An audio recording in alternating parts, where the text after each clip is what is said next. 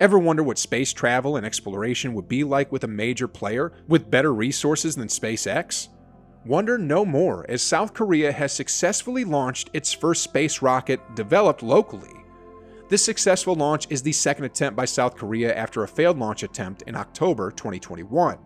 The June 2022 launch was the Korean Satellite Launch Vehicle 2 called Nuri.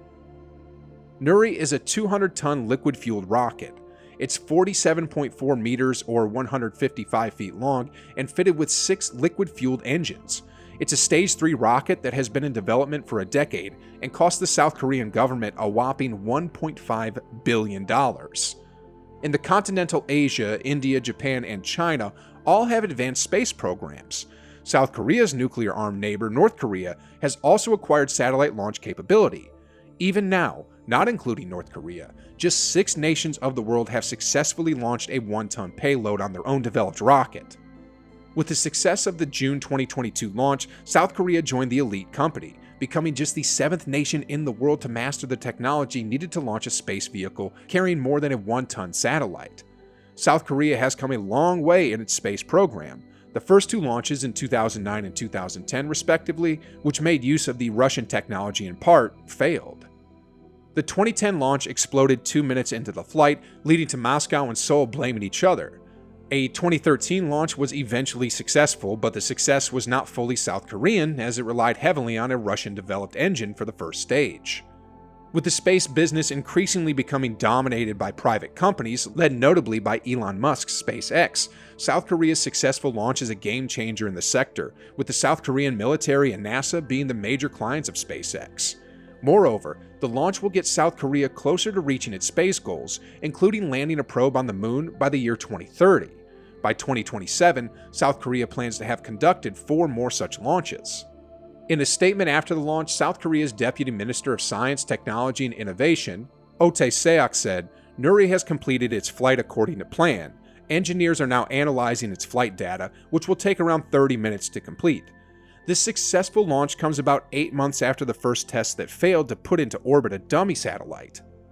The failed test was a major setback for the country in an attempt to join an elite group of spacefaring nations. It should be noted that the first test was not a complete failure, as all 3 stages of the rocket actually worked. The vehicle reached an altitude of 430 miles or 700 kilometers, and the payload of 1.5 tons was successfully separated. The rocket, however, failed to put a dummy satellite into orbit. This was because the 3rd stage engine stopped burning earlier than was scheduled. During the successful June 2022 launch, however, the 3rd stage of the launch worked exactly as planned. South Korea's YTN television, few minutes after liftoff, reported that Nuri separates dummy satellite, adding shortly after that the launch appears to be a success. Besides the dummy satellite, Nuri also carried a rocket performance verification satellite and 4 cube satellites developed by 4 local universities for research, including Earth observation and missions. The launch satellite had the signals about its status transmitted to an unmanned South Korean station in Antarctica.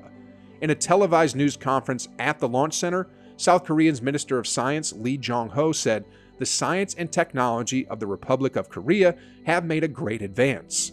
The minister went further by saying, "The government will continue its audacious march towards becoming a space power together with the people." In a video conference with all the scientists and people involved in the rocket launch, the president of South Korea, Yoon Suk-yeol, congratulated everyone for the giant achievement and promised to fulfill his campaign promise of establishing a state aerospace agency. This means South Korea will be taking giant steps in the aerospace industry in the coming years. Let us not forget that South Korea was the world's 10th largest economy, thus possessing the resources to compete with the private powers of SpaceX. Moreover, a major reason why South Korea is looking to push its space development program is North Korea and the existential threat that the North Korean space program possesses. In 2012 and 2016, North Korea had Earth observation satellites placed into orbit. Even though there is no proof of either one of the satellites ever transmitting space-based data and imagery back home, the presence of the satellites in orbit is still a cause of worry for South Korea. The United Nations placed economic sanctions on North Korea because of the launches. The launches were believed to cover the testing of North Korea's long-range missile technology, which has already been banned. Since the 1990s, South Korea has been sending satellites into space. However, all of them employed foreign launch sites or rocket technology. It was only in 2013 that South Korea successfully launched a satellite on its soil despite the rocket's first stage being Russian. After the 2013 launch, the Foreign Ministry of North Korea accused the United States of double standards and brigandish nature. North Korea argued that the United States led the UN to place sanctions on them because of their satellite launch a year before, but supported the launch by South Korea. North Korea didn't comment immediately on the June 2022 Nuri launch. However, South Korea has stated that the Nuri rocket had no military purpose, and it also plans to send large-scale satellites into orbit and build next-generation space launch vehicles. A multilateral export control regime strictly restricts the transfer of space launch technology. The technology is restricted because of its military applications. In case you did not know, space launch vehicles and ballistic missiles often share similar engines, bodies, and some other components. However, ballistic missiles need a re-entry capability and a few other technologies.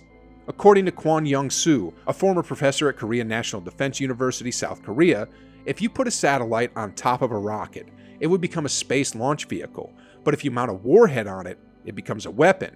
He went further to say, a successful launch is really meaningful because we also succeed in the test of a long-range rocket that can be used to build a long-range missile.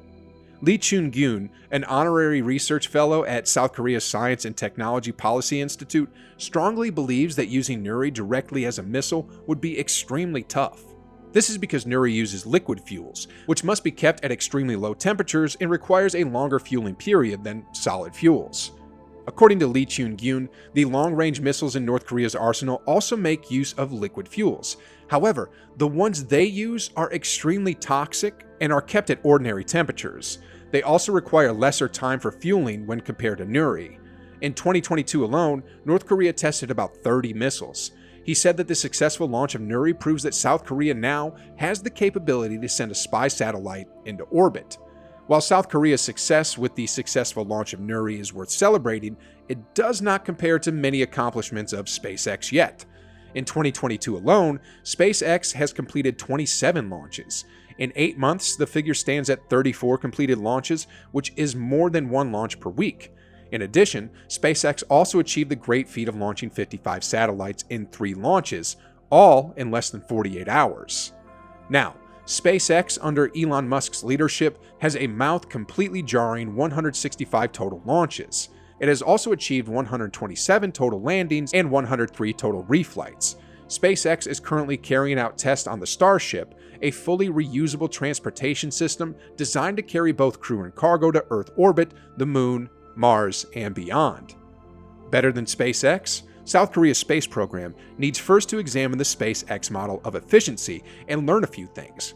Granted that the South Korean space program has the financing of the 10th largest economy in the world, it still has a very long way to go before catching up and then probably overtaking SpaceX in the aerospace industry. The launch of Nuri is, however, a commendable feat. Is South Korea's successful launch of Nuri a sign of good things for them in the aerospace industry? Can they give the current giants, mainly SpaceX, a run for their money? Will the space technology be used for exploration and research purposes as promised by South Korea, or will it be employed by the military? Let us know what you think in the comment section below.